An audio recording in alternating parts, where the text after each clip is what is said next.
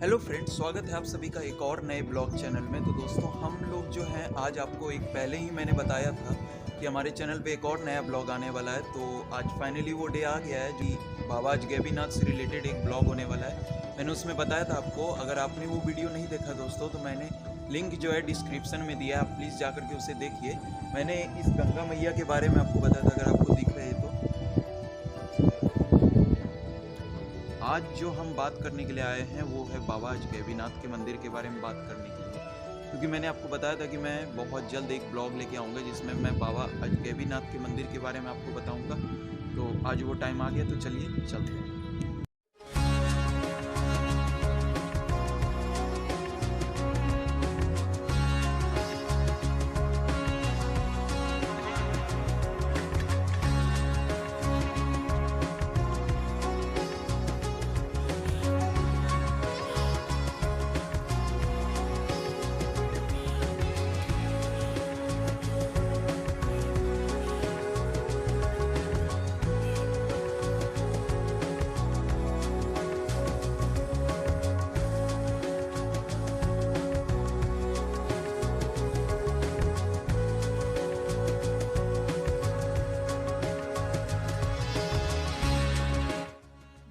तो दोस्तों, ये है भगवान अजगैबीनाथ मंदिर का द्वार, जहाँ से मतलब इस मंदिर के प्रांगण शुरू होते हैं, मतलब जाना शुरू होता है।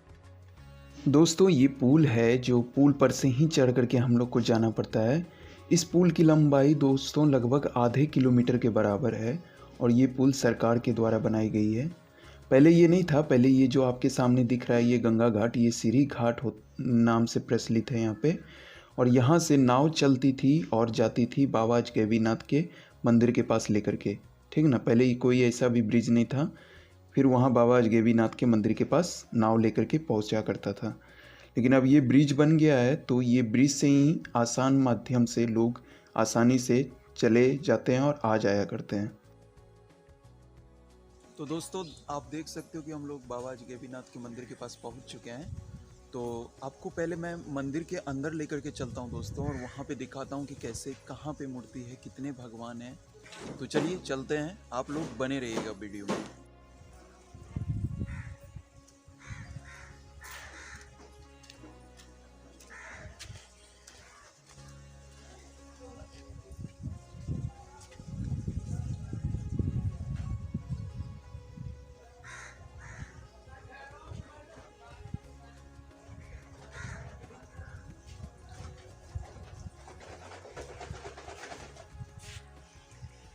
तो ये है दोस्तों ऊपर जाने का रास्ता मंदिर में, तो हम लोग चलते हैं।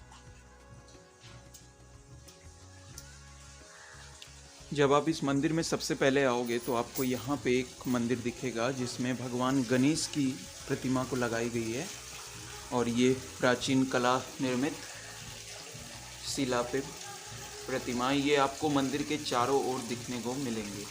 यहाँ पे भगवान गणेश जी की मूर्ति बनी हुई है, और ये माँ भगवती की,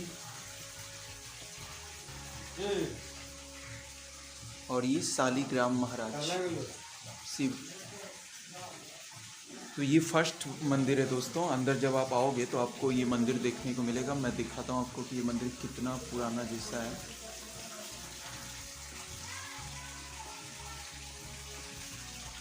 तो चलिए अब आगे चलते हैं। बाबा, आप यहीं के पुजारी हैं क्या? यहाँ पे आप ये मंदिर आप ही पूजा करवाते हैं यहाँ पे? दूसरा पूजा है। अच्छा, ये मेन मंदिर जाने के बाद। अच्छा।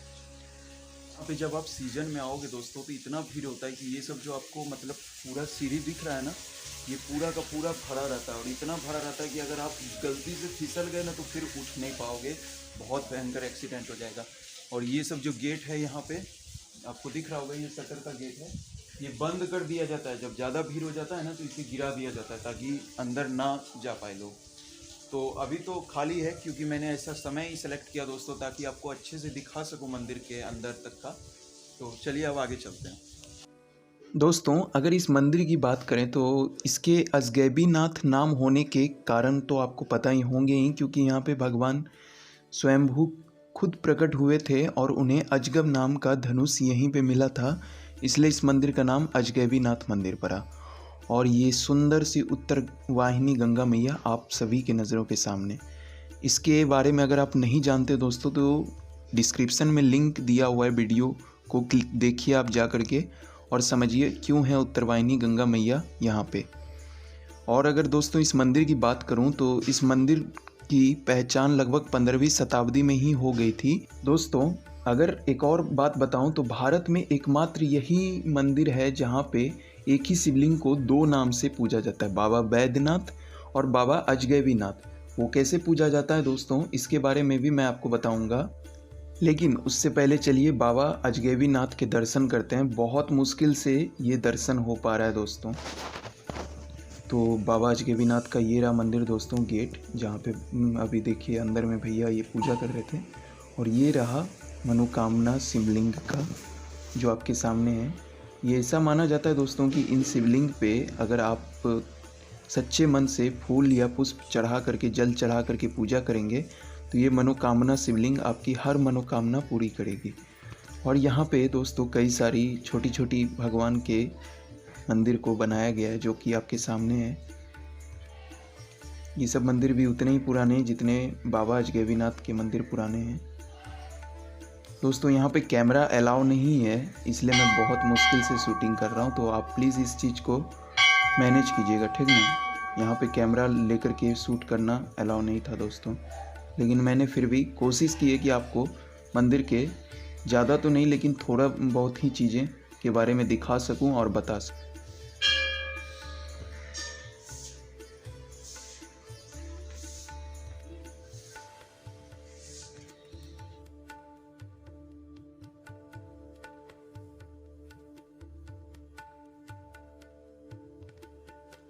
दोस्तों ये जो आपको दिख रहा है शिवलिंग, ये सब शिवलिंग को बनाया नहीं गया है, ये सब शिवलिंग अपने आप उत्पन्न हुए दोस्तों।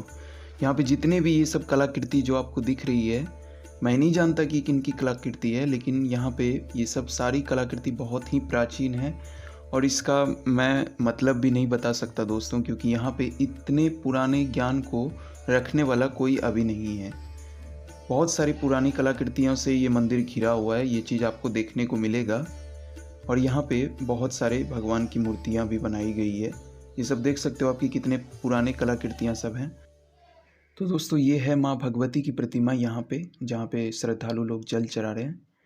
और ये जो आपको दिखाने वाला हूँ देखो आप, ये है गंगा मैया की प्रतिमा दोस्तों। ये देखने को नहीं मिलती इसलिए मैं आपको दिखा रहा हूँ। गंगा मैया की प्रतिमा इस मंदिर में स्थापित है। अब दोस्तों पैदल यात्रा है जो कि पूरे मंदिर के चारों ओर निकलेगा, लेकिन उससे पहले ये देखो आप कि यहाँ पे कितने सारे मतलब चमगादड़ जिसे आप बैट्स कहते हो वो लटके हुए हैं यहाँ पे। और ये मंदिर जो दोस्तों देख सकते हो आपकी पत्थर कितना ऊपर में एकदम सामने में ही है, जैसे लग रहा है कि अब गिर जाएगा अब गिर जाएगा, लेकिन ये सब पत्थर जो हैं कभी भी फिसलते नहीं ना ही गिरते हैं दोस्तों। ये मंदिर बहुत ही अद्भुत ढंग से बनाया गया दोस्तों। देखने को मिलेगा कि पूरा पत्थर ही मतलब है, यहाँ पे पत्थर ही पत्थर है और जो कि मतलब लटके हुए हैं, ठीक ना। और उस पर ये सब झाड़ वगैरह जो है ना, जैसे सजाते नहीं है दोस्तों वैसे टाइप में आपको लगेगा। अब मैं दिखाने की कोशिश कर रहा हूँ, आप खुद देखना, उसी टाइप से लगेगा दोस्तों कि ये पत्थर सब है, ऊपर से ऐसे करके झाड़ वगैरह सजाए गए हैं, लेकिन ये सब पत्थर कभी गिरते नहीं है, डरने की इसमें बात नहीं है। और ये रही पुराने कलाकृतियाँ जो कि आपको मैंने बोला था कि मंदिर के चारों ओर देखने को मिलेंगी। ये भगवान विष्णु की कलाकृति बनाई गई है पुराने और तरीके से। तो चलिए दोस्तों पीछे जैसे जैसे जाएंगे आपको ये रास्ता देखने को मिलेगा, जैसे कि मतलब चारों ओर मैं आपको सुंदरता दिखाऊंगा।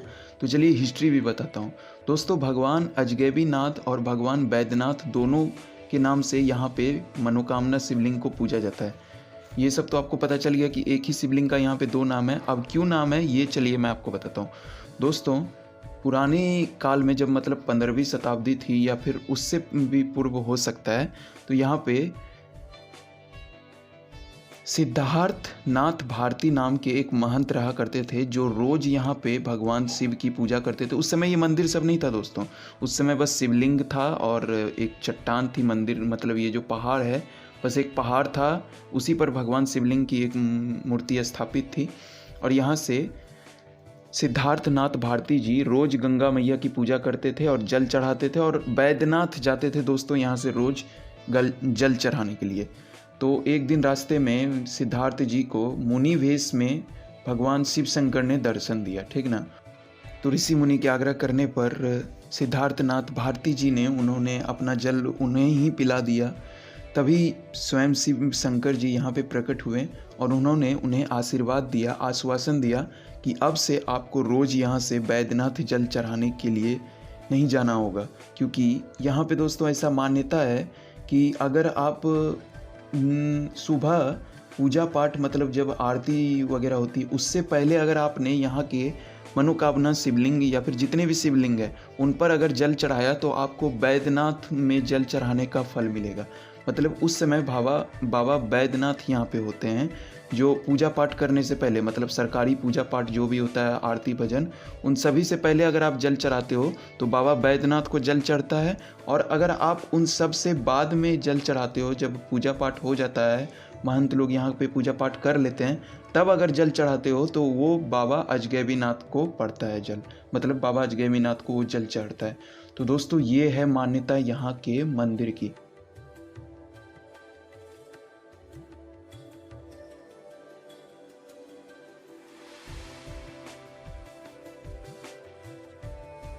ये है दोस्तों आपके सामने में गौशाला, जो इस मंदिर की ही गौशाला है। यहाँ पे गाय माता का पालन किया जाता है। आपको गाय माता दिख रही होगी, मैं अच्छे से दिखाता हूँ आपको ये गौशाला के गाय माता को। ये देखो यहाँ पे आपको दिख रहा होगा कि यहाँ पे बछड़े सब भी हैं। एक ही बछड़ा यहाँ पे जुड़ा हुआ है, मैं नहीं जानता कि यहाँ पे और गाय माता क्यों नहीं है, लेकिन एक गाय माता है यहाँ पे, आपको दिख रहा होगा, ठीक ना। तो दोस्तों आपको पता चला कि इस मंदिर की क्या है मान्यता, क्यों यहाँ पे बाबा अजगैबीनाथ और बैद्यनाथ धाम भी कहा जाता है। और एक और चीज़ बता दूँ दोस्तों, तो यहाँ के मंदिर के महंत जो हैं वो कभी भी ज़िंदगी भर वहाँ पे मतलब बाबा बैद्यनाथ के दर्शन नहीं कर सकते, ना ही वहाँ पे जाएंगे कभी भी, ठीक ना। दोस्तों अब जो आप देखने वाले हो ये है माँ पार्वती मैया का मंदिर, ठीक ना। ये बाहरी हिस्से में बना हुआ है ये मैया का, पार्वती माँ का मंदिर। दोस्तों इस पार्वती मैया की भी बहुत बड़ी कहानी है इस मंदिर के पीछे, लेकिन उससे पहले आप पार्वती मैया के दर्शन कर लो।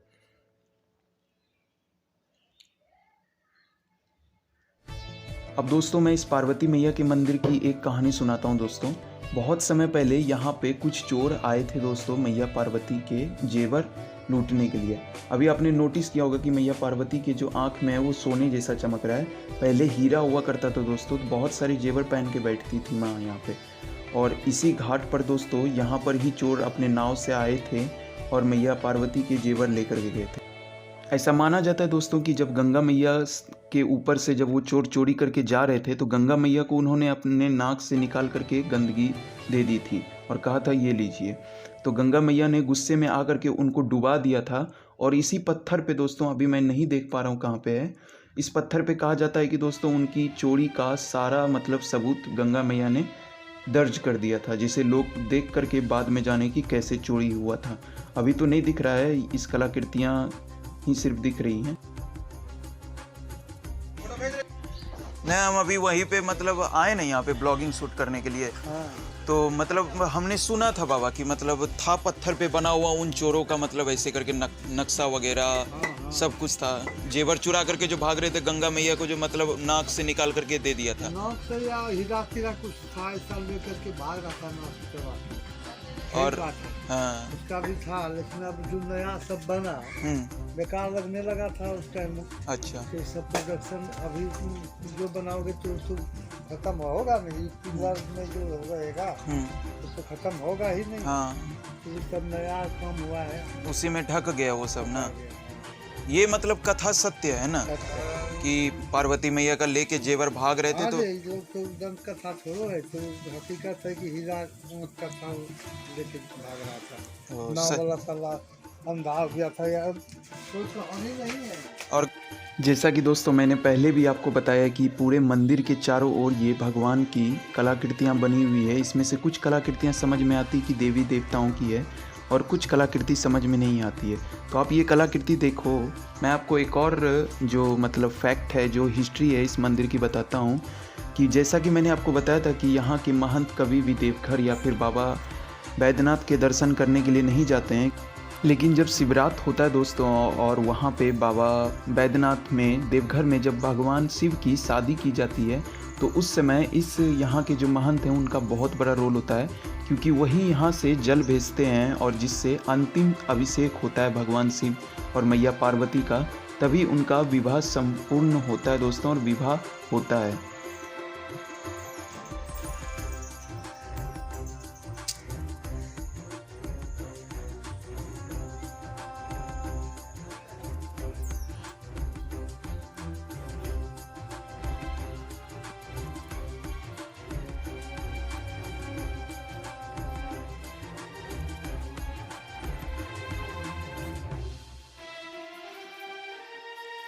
तो दोस्तों आई होप कि मैंने आपको इस मंदिर की सारी जानकारी जितना मुझसे हो पाया दोस्तों वो मैं आपको दे पाया। और मैं जो इस मंदिर के अंदर नहीं मतलब अंदर में जा कर के आपसे फेस टू फेस नहीं बता सका दोस्तों, उसका कारण ये है कि मंदिर में शोर मचाना अलाउड नहीं है। दूसरी बात दोस्तों, मंदिर में कैमरा भी अलाउ नहीं है। तो मैंने बहुत मुश्किल से आपको मतलब खींच करके जितना हो सका मैंने बचाते हुए आपको दिखाया। तो दोस्तों आई होप कि आपको ये मेरा ब्लॉग बहुत अच्छा लगेगा, और अगर गलती हुई है दोस्तों तो कमेंट में ज़रूर बताइएगा। और अभी तक अगर आपने सब्सक्राइब नहीं किया तो प्लीज़ सब्सक्राइब कीजिए, मुझे सपोर्ट कीजिए, ताकि मैं और आपके लिए ऐसे अच्छे अच्छे ब्लॉग लेके आता रहूँ। तो दोस्तों मिलता हूँ मैं किसी और दिन आपसे एक और नए ब्लॉग के साथ, तब तक के लिए इजाज़त दीजिए।